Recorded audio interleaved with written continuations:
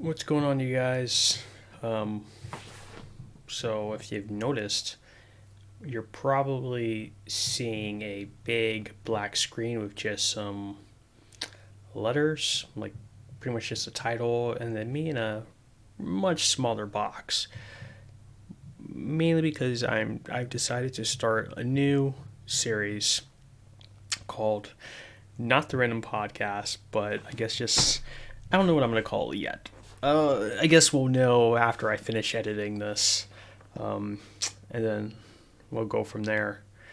But I guess this is just gonna be more relaxed, where I just have a beer, just have a drink, and just talk about what's been going on as far as my adventures.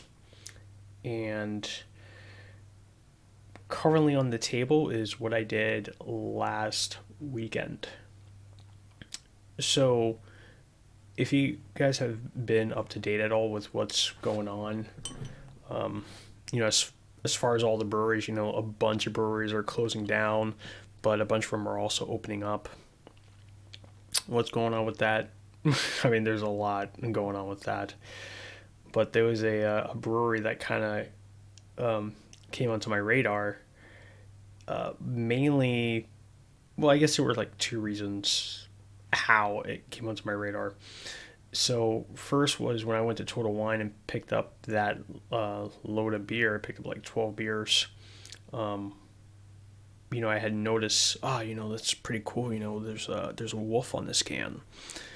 And then I just so happened to find out or see that brewery's name again in the long list of breweries that were closing this year. And one of those breweries was Black Acre Brewing on the east side on 10th, not 10th, I'm sorry, East Washington. I'll put a picture of its location um, on Google Maps. So I was like, you know what? They're going to be closing this weekend. So I think, I don't even know what day is this weekend. So the 4th. So they're closing February 4th. I think that's going to be their last day. So I was like, you know what? I'm going to try to go there that weekend. But then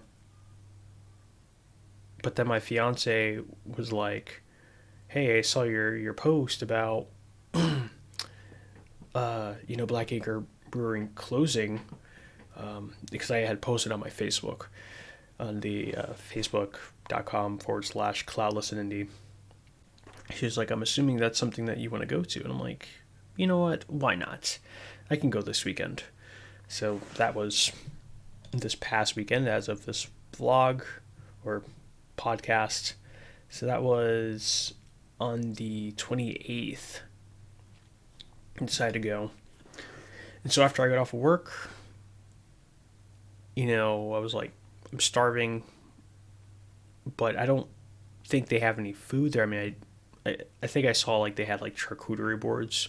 I don't know if they were still making them when we went, but we decided to stop over at Jockamo's, which is in the same strip mall slash plaza. I'll post a picture of the pizza that we got. So, like, I love rising crust pizza or hand tossed pizza. I mean, that's my favorite type of pizza. And just recently, I got introduced to Giordano's, deep dish, and oh my god, that my cat is so loud right now.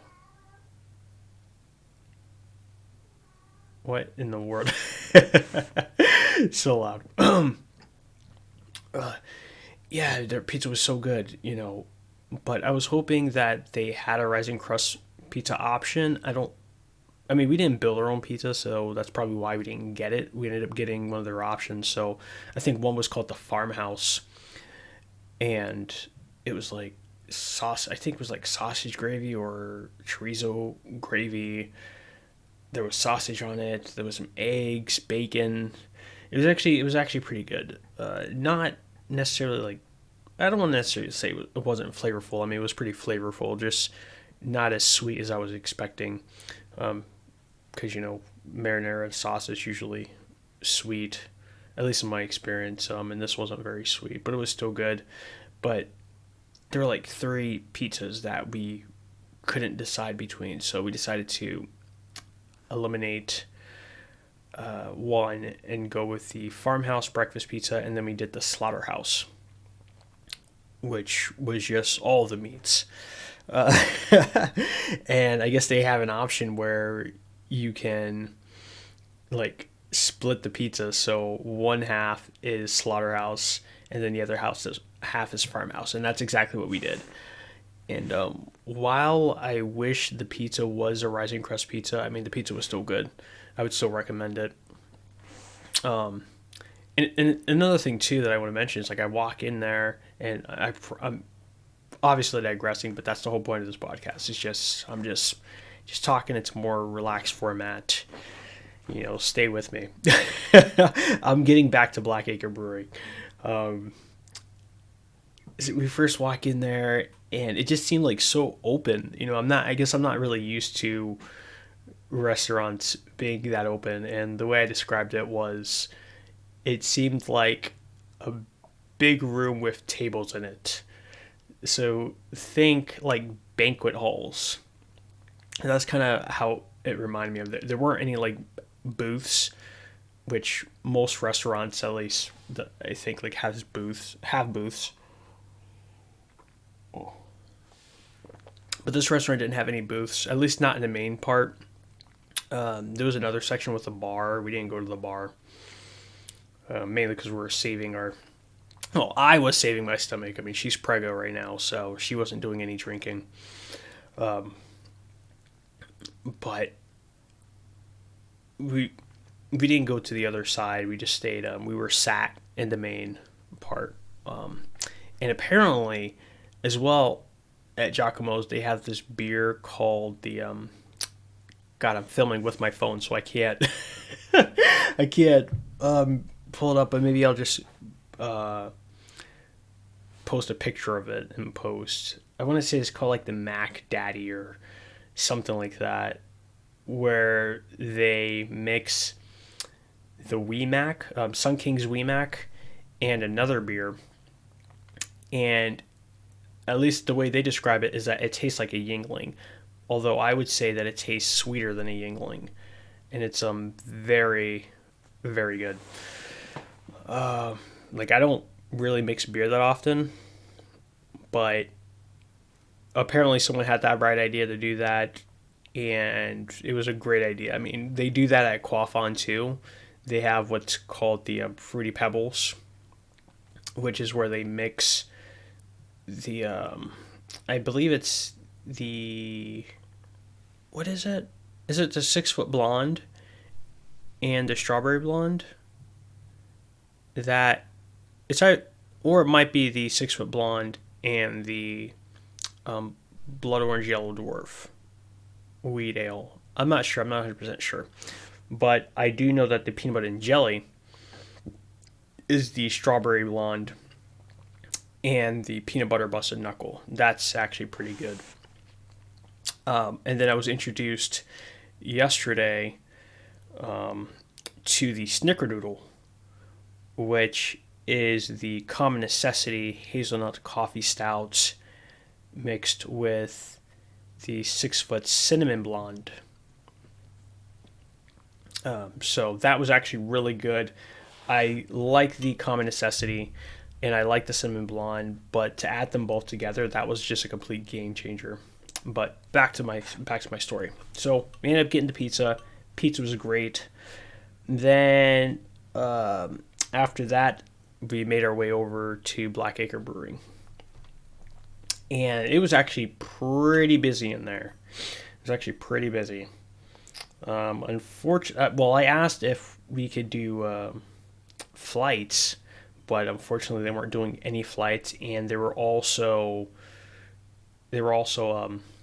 only serving out of like plastic cups. So they had like clear party sized cups, and then they had clear like smaller, like I would say like a wine sized cups. Like maybe I think they were like 5 ounces. No, 8 ounces. I think they were 8 ounces. Yeah, so I ended up getting like 4 beers. So I ended up just like buying 4 beers, just because I wanted to try the beers. Right? They didn't have any flights, so I was like, okay, I guess I'm buying these beers flat out. Right? And the beers that I got were, oh man, I really don't want to pull up my. I don't want to take up my phone, so I want to see if maybe I can find it on on their website.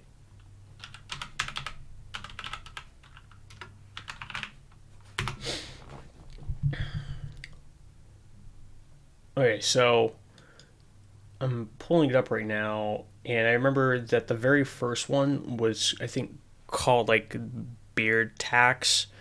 It was like cinnamon roll, and I actually wrote down tasting notes for it. Unfortunately, I didn't put it in my Google Docs. I put it in my Samsung notes, and so I can't read them off my phone. But just from my memory, the smell, at least to me, didn't like you kind of had like that cinnamon roll flavor, but you could definitely taste it. You could definitely taste it. And I think the ABV of that beer was like 9.2 or something like that. It was definitely over 9%. Um, and then the second beer that I tried, surprisingly, wasn't theirs, but it was another dark beer, and it was peppermint. And I tell you what, this beer, oh, it was by, I think, Lexington Brewing. And this beer, I tell you what, was exactly what a peppermint beer should taste like. I mean, if you know peppermint coffee, right? It obviously it's coffee, but it's like you're getting that peppermint, and it's just balanced, and that's exactly how this stout was. It was just balanced. It smelled like peppermint. It tasted like peppermint. Well, it tasted like you were obviously drinking a beer, but it was just right on point. And then the third beer I tried was a Meritzen, or at least their take on a Meritzen, and it was actually, I would say, kind of disappointing, and not disappointing in the sense that it was bad, but disappointing in the sense that that's not what I think of when I drink Americans. And let me tell you why, right? So first, the Meritzen wasn't even like, how do you say it? Normally it's like kind of like God, I want to say it's like, I don't even know how to how to describe it right now. I just have a picture in my head. I just can't describe it. But I want to say maybe like amberish color, light amber. Some look like dark honey, at least to me. And this was almost reddish. It kind of reminded me of a red ale a little bit. Just not like super red, like not copper, but pretty darn close. And it kind of reminded me of a sour, but the sour was kind of like on the back end though, which I thought was really weird. When you think of Meritzens or an Oktoberfest style beer, and I think this beer was actually called Oktoberfest. Is this page ever gonna load? My internet is just acting really funky tonight. I don't know why. Um, when you think of Oktoberfest beers or Meritzens, obviously they're malt forward, and some of them, it's like the flavor is either grainy, or they're sweet, almost like caramelized malts. But this beer didn't have that aroma at all. It didn't even taste like that. I mean, if I was doing a blind tasting, I would have never guessed that to be a Meritzen. I would have said that it was most likely like a sour or something like that, or maybe even a gose. Yeah, I guess this page isn't going to load like at all. And then there was one more that straight off the bat reminded me. Oh, no, no, no, no. Okay, so I remember now. I remember now. So the flavor that I was getting kind of reminded me of maybe apple cider. Was it apple cider? I'm not sure, but I know that the fourth beer that I had was straight. Like, this is clearly a sour, even though they didn't mark it as a sour. It was supposed to be something else. And I'm not gonna lie, when the dude gave me my drink, and I looked at it, I'm like, because, I was like, did he give me the right drink? Did he give me something else? Mainly because like the taps weren't, well, all the taps weren't labeled. So I'm like, maybe he accidentally gave me something else by accident.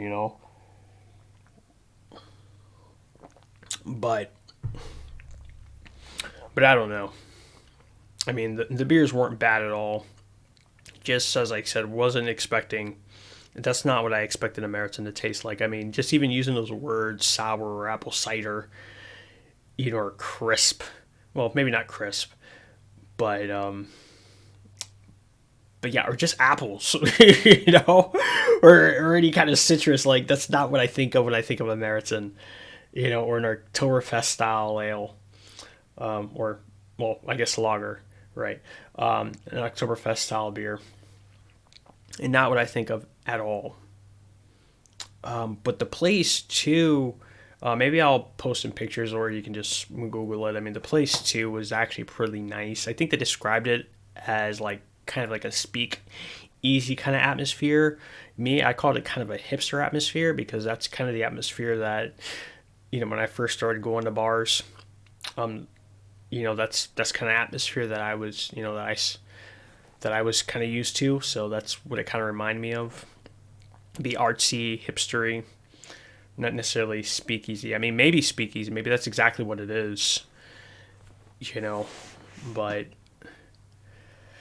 yeah, and surprisingly, it was actually very busy in there. I mean, maybe not surprisingly, because it was Saturday. I mean, Jockamo's was packed, and this place was busy. It wasn't like so packed that we couldn't find a seat. I mean, we were able to sit down right when we walked in. But the place was actually pretty neat. Unfortunately, I was going to say I definitely would go back there, but unfortunately, there, as I said, this weekend on the 4th, I think, is their last day. I think that's when they're closing down everything. Even like on their beer board, they were out of a lot of beers, so they didn't have that many options to choose from to begin with. Like, I think like a lot of their most popular ones were probably the first ones to go.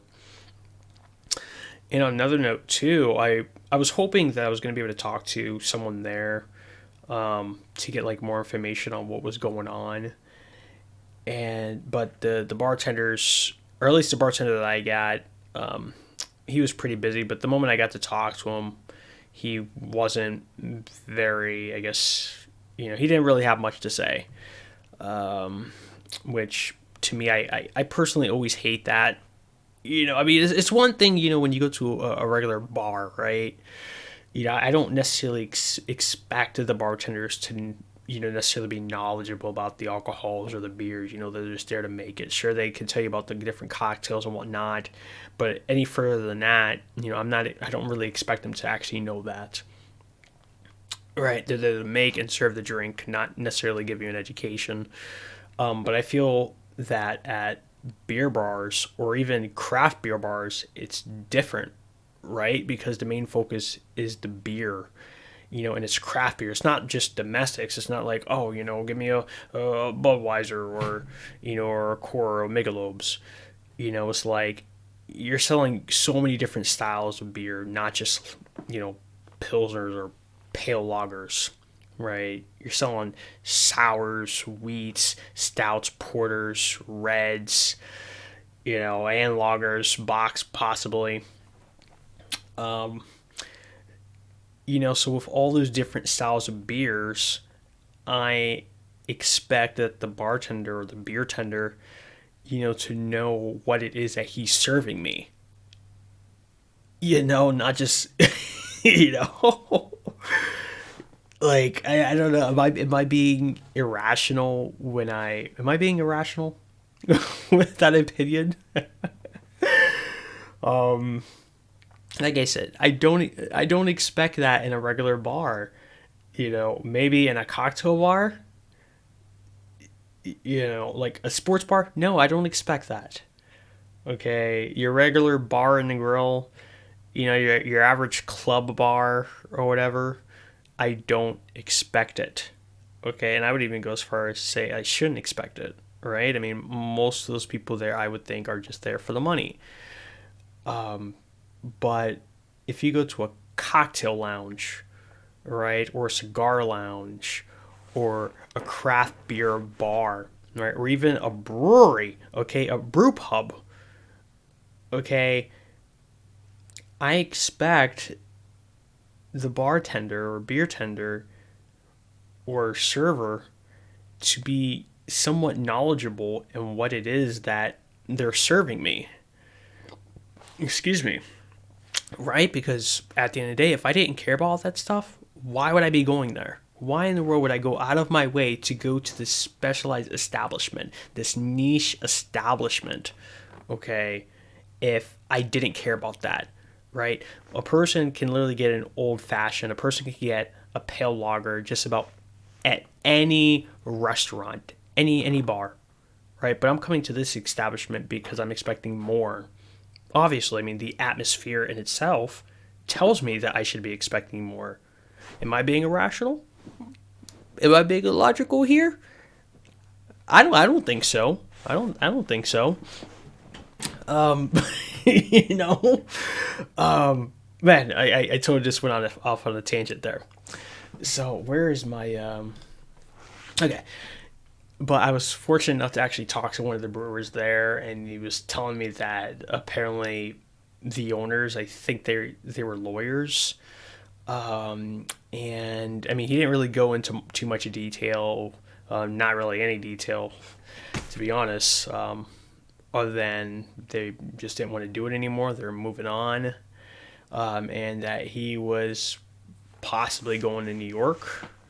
And I was like, hey, there's a big industry there. I don't know how things are going right now because of all the things that are, that's happening in New York and whatnot. But, but, yeah, no, I mean, I think it's a great move. I mean, just in general, not just New York City, but just in New York State, there are some great breweries like Druthers or Druthers and Saranac, and of course that's in the States. And then of course you have like Brooklyn Brewery and all that stuff. But yeah, yeah.